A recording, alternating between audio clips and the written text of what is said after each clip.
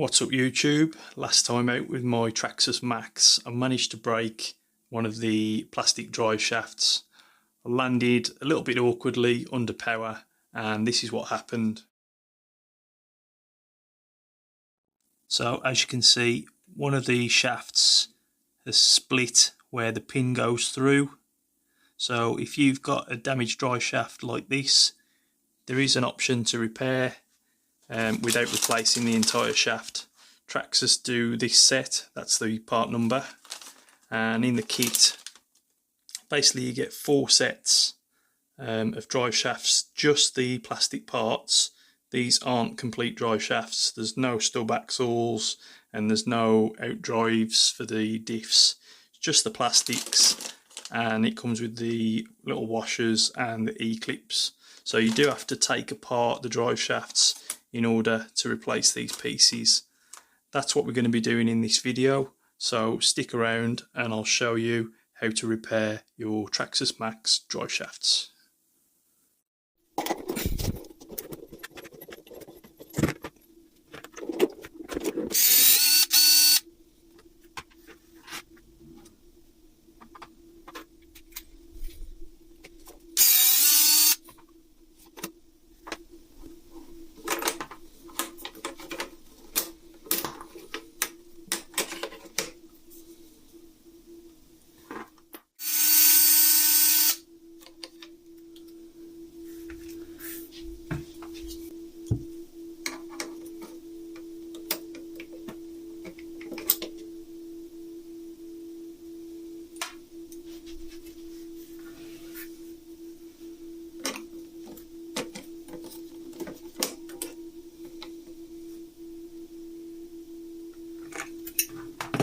Okay, so with the drive shaft removed, this is the damaged piece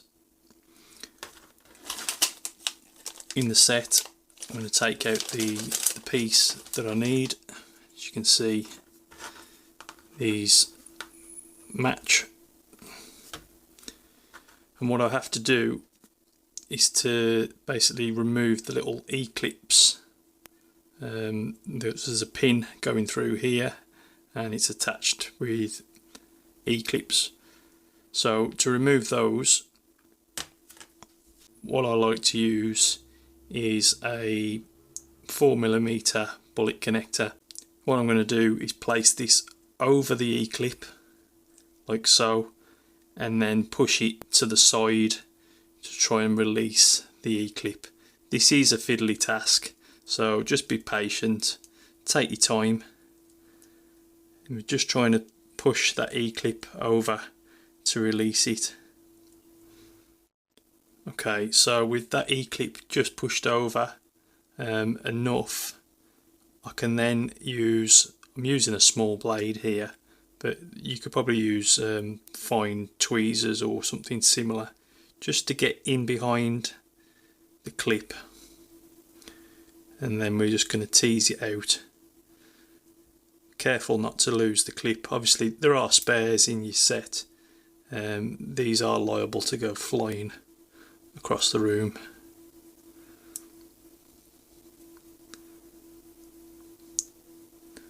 Okay, so the E-clip is now released and the little washer behind it. So with one side removed, we can then slide this pin out.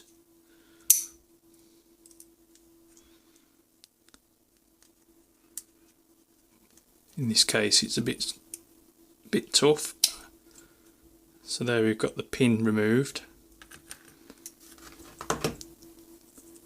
And then that leaves us with this piece.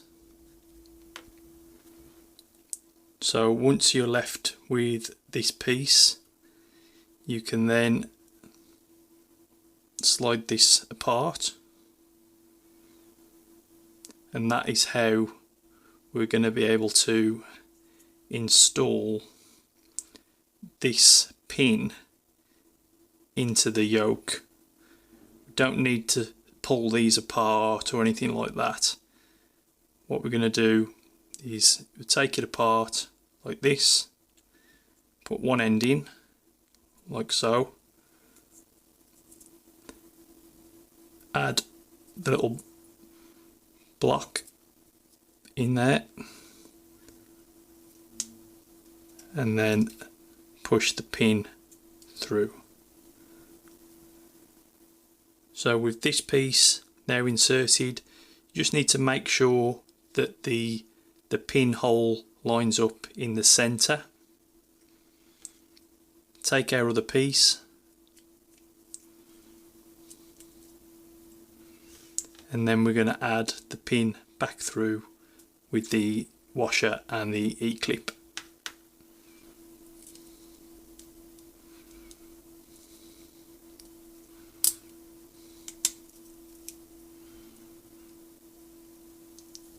So we had the washer. I'm going to reuse my E-clip, but there are spares in the set.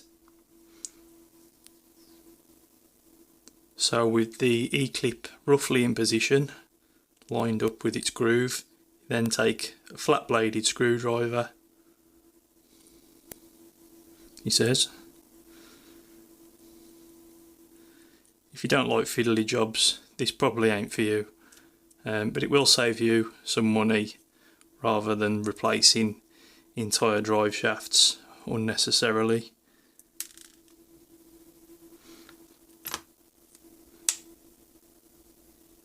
And that's just clipped back into place.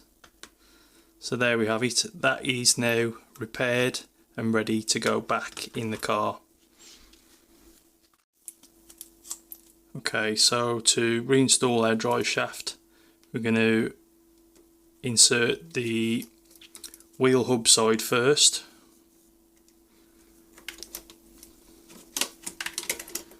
And then we're going to insert the differential side. To insert this into the differential, we just need to line up the hole on the differential outdrive with the hole on the drive shaft, and then we're going to add the screw pin back in.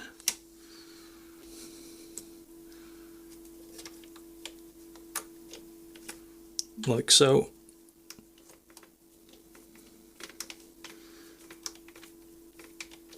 Again, we're screwing into plastic here, so just be careful not to strip the thread. Just nip it up tight, don't over tighten it. And then we've got our pin to reattach the hub to the upper arm.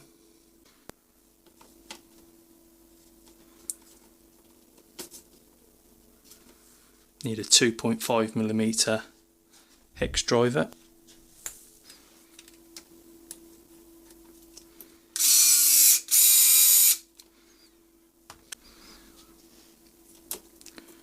And reinstall my outer bearing.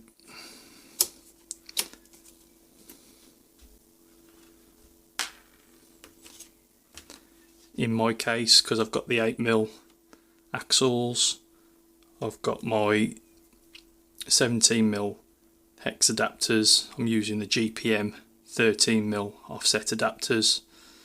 So we just line those up with the hole for the screw pin. Good idea to add a bit of thread lock onto the pin. I hope you found that useful, and I'll see you in the next video.